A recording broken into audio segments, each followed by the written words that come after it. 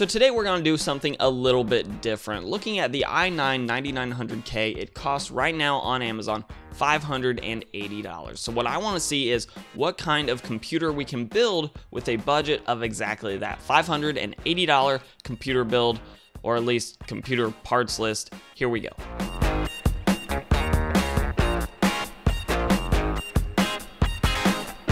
So of course we're going to be starting with PC Part Picker. It's the easiest way to put together a PC build, or at least a PC parts list, so you know what you're buying and for what cost.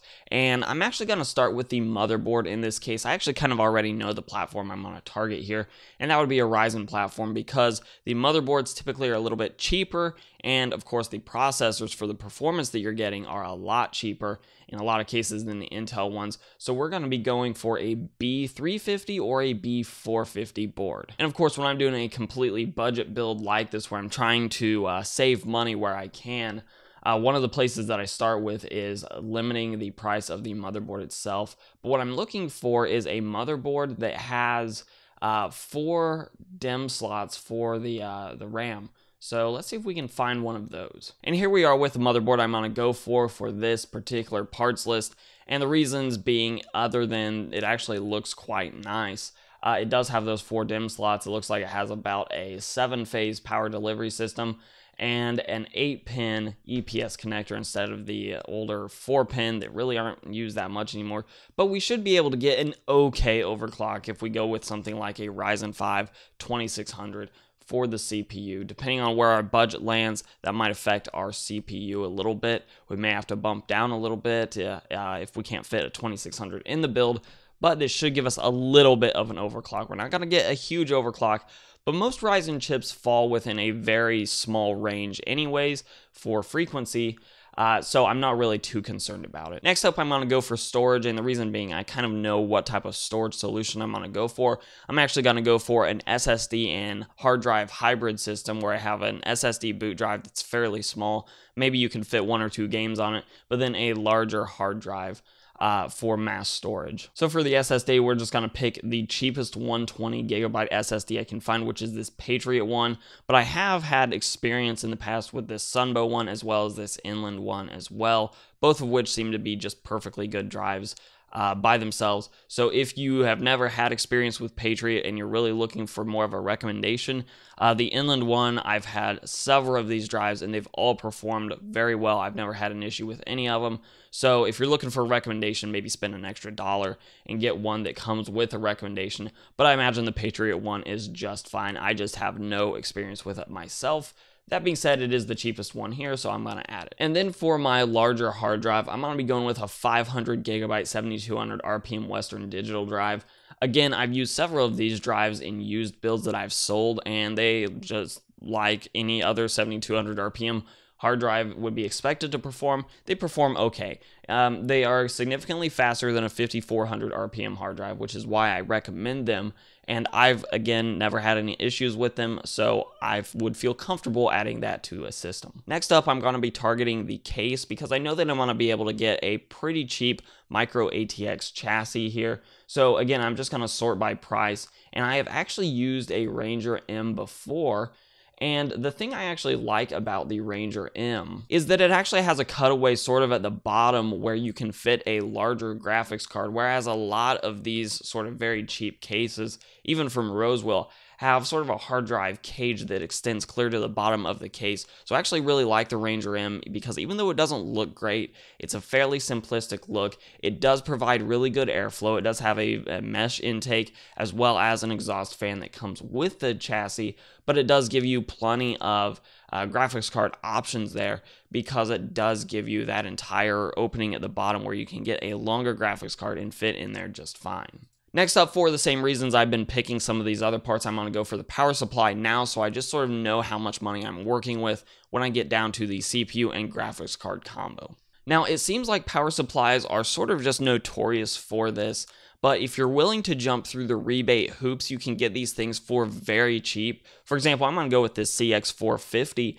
because after the rebate, it is only $18.98. But if you're not willing to go for the rebates, then you can a lot of times find some EVGA 400, 450 watt units for about the $25 mark plus possibly shipping on top of that. So power supplies are something that seems to fluctuate a lot. So if you don't find a $25 power supply today, then maybe come back in a week and check back with Amazon and Newegg, and you may find several of them. But go for a reputable brand, preferably with some sort of 80 plus certification.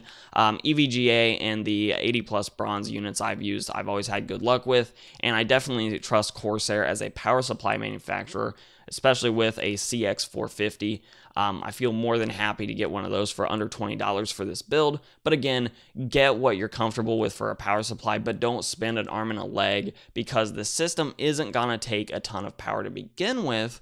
And as long as you're getting a reputable brand with a very solidly built system, or a power supply in this case, then you're going to be in good shape. So to this point in the system build, I have everything I need except a graphics card and a CPU. And if you look at our system total right now, we're sitting at $150.83. So now I'm going to go for a CPU, and I'm going to try to fit in a Ryzen 2600. But if I can't get a really solid graphics card with the 2600, I may bump that down to something like a Ryzen 1400 that I can just overclock a little bit, maybe even pair it with a CPU cooler. We'll see what we can do. Or even a Ryzen 5 1600 would be a decent option here, because it does come with a Wraith Spire cooler instead of the 2600's Wraith Stealth cooler. Regardless, let's try to fit the 2600 in this build and see what kind of GPU we can come up with. So the current price of $150 for this CPU is actually going to help us out a whole lot with getting this system in.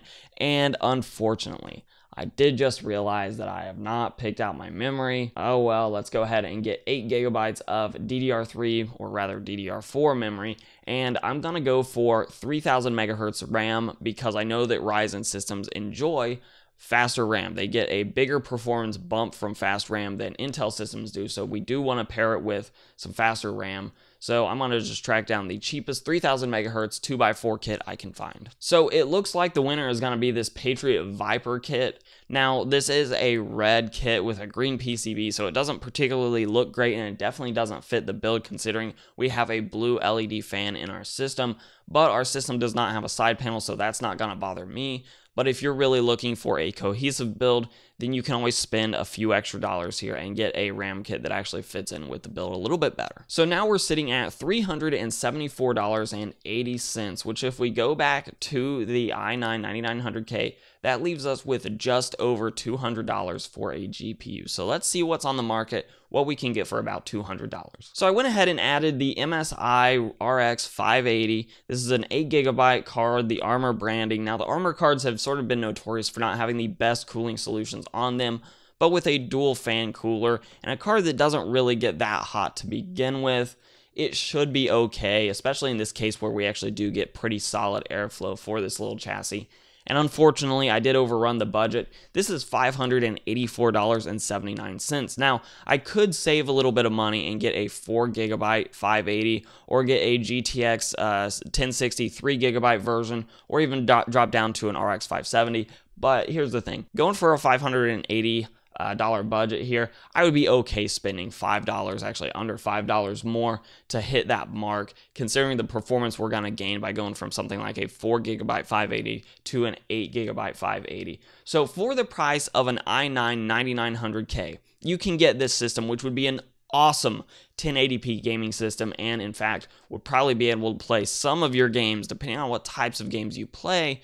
This would be able to get some of them to the 1440p mark without a problem as well, especially the lower requirement games. If you're an esports player, for example, this system would game at 1440p no problem for games like Overwatch, League of Legends, CSGO. Unless you're just going for the incredibly high frame rates, you're going to be able to game at 1440p with some of your titles. So that's what you can get for the same price as Intel's new mainstream flagship i9 9900K. If you like this build, check it out down below. I'll leave the PC part picker list, and also let me know your thoughts on the build. What would you change about this thing to get maybe a little bit more performance? Maybe you're going for a little bit more storage. Just let me know what you would change down below. And of course, if you like this video and you want to see more like it, give it a like, share, subscribe, comment. All those things help out. You can follow me on Instagram and on Twitter at Hoosier Hardware. And as always, I'll let YouTube queue up a couple more videos from my channel for you to watch. I'm Shane with Hoosier Hardware, and I'll see you guys in the next video.